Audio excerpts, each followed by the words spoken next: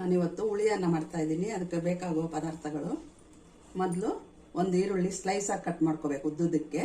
ಒಂದು ಈರುಳ್ಳಿ, ನಿಮಗೆ ರುಚಿಗೆ ಎಷ್ಟು ಬೇಕೋ ಅಷ್ಟು, ಖಾರಕ್ಕೆ ಹಸಿಮೆಣಸಿನ್ಕಾಯಿ, ಟೊಮ್ಯಾಟೊ ಒಂದು 2 ಸಣ್ಣದು, ಕೊತ್ತಂಬರಿ ಸೊಪ್ಪು, ಕರಿಬೇವಿನ ಸೊಪ್ಪು, ಬೆಳ್ಳುಳ್ಳಿ ಜಜ್ಜಿರೋದೊಂದು ಚಿಕ್ಕದು, ಸ್ವಲ್ಪ ಹುಣಸೆಹಣ್ಣು, ಕಡಲೆಬೀಜ, ಅರಶಿನ,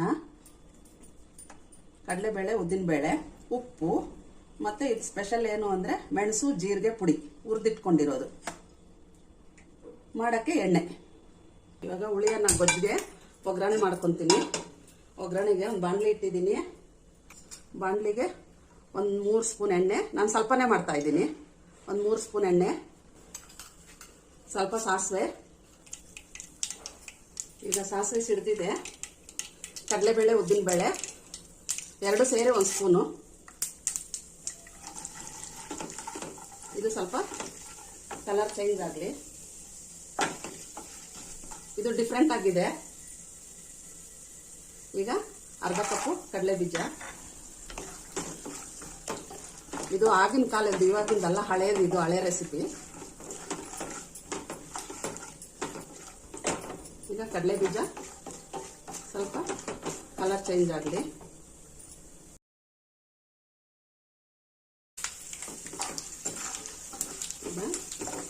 ಇದಾಗಿದೆ.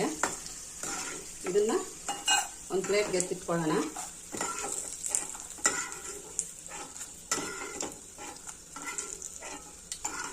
ಇದೆಲ್ಲ ಕ್ರಿಸ್ಪಿ ಹೊಟ್ಟೋಗುತ್ತೆ ಅದರಲ್ಲೇ ಎಲ್ಲ ಹಾಕಿದ್ರೆ. ಈಗ ಇದಕ್ಕೆ ಬೆಳ್ಳುಳ್ಳಿ ಜಜ್ಜಿಟ್ಕೊಂಡಿದ್ದೀನಿ. ಬೆಳ್ಳುಳ್ಳಿ ಹಾಕ್ಲೇಬೇಕು ಇದಕ್ಕೆ. ಬೆಳ್ಳುಳ್ಳಿ ಸುಮ್ಮನೆ, ತುಂಬ ಕಲರ್ ಬರಬಾರ್ದು, ಸ್ವಲ್ಪ ಫ್ಲೇವರ್ ಎಲ್ಲ ಬಿಟ್ಕೋಬೇಕಷ್ಟೇ. ಈಗ ಸ್ಲೈಸ್ ಆಗಿ ಕಟ್ ಮಾಡ್ಕೋಬೇಕು ಈರುಳ್ಳಿ. ಇದಕ್ಕೆ ಈ ಥರ ಸ್ಲೈಸ್ ಆಗಿರಬೇಕು. ಕರಿಬೇವು,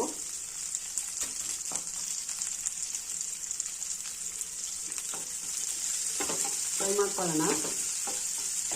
ಈರುಳ್ಳಿ ಫ್ರೈ ಆಗೋಕ್ಕೆ ಸ್ವಲ್ಪ ಉಪ್ಪು ಹಾಕೋಣ. ಇದೊಂದು 2 ನಿಮಿಷ ಫ್ರೈ ಆಗಲಿ. ಒಂದು 5 ನಿಮಿಷನೇ ಫ್ರೈ ಆಗಲಿ, ಆಮೇಲೆ ಹೇಳ್ತೀನಿ. ಈಗ ಹೆಚ್ಚಿಟ್ಕೊಂಡಿರೋ ಹಸಿಮೆಣಸಿನ್ಕಾಯಿ, ನಿಮಗೆ ಖಾರಕ್ಕೆ ಎಷ್ಟು ಬೇಕೋ ಅಷ್ಟು ಹಾಕ್ಕೊಳ್ಳಿ. ನಾನು ಸ್ವಲ್ಪ ಖಾರನೇ ಮಾಡ್ತಾ ಇದ್ದೀನಿ.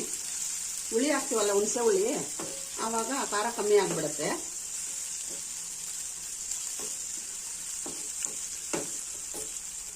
ಈಗ ಸಣ್ಣದು 2 ಟೊಮೆಟೊ ಹಾಕ್ತಾ ಇದ್ದೀನಿ. ಇದು ಟೊಮೆಟೊ ಎಲ್ಲ ಸಾಫ್ಟ್ ಆಗಲಿ. ಒಂದು 2 ನಿಮಿಷ ಬಿಡೋಣ.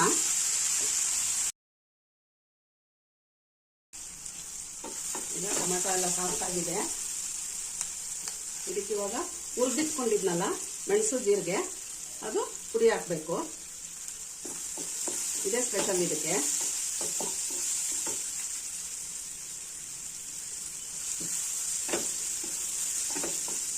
ಅದಕ್ಕೆ ನೀವು ಮೆಣಸಿನ್ಕಾಯಿ ಸ್ವಲ್ಪನೇ ಹಾಕ್ಕೊಳ್ಳಿ, ಮೆಣಸು ಹಾಕಿರ್ತೀನಲ್ಲ.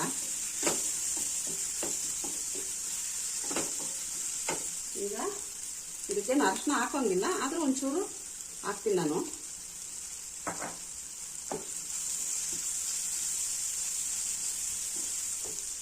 ಈಗ ಆವಾಗಲೇ ಸ್ವಲ್ಪ ಉಪ್ಪು ಹಾಕಿದ್ದೆ, ಇವಾಗ ಇನ್ನು ಸ್ವಲ್ಪ ಉಪ್ಪು ಹಾಕೋಣ. ನಾನು ಅನ್ನಕ್ಕೂ ಹಾಕ್ಕೊಂಡಿರ್ತೀನಿ, ಅದಕ್ಕೆ ಸ್ವಲ್ಪನೇ ಹಾಕ್ತೀನಿ.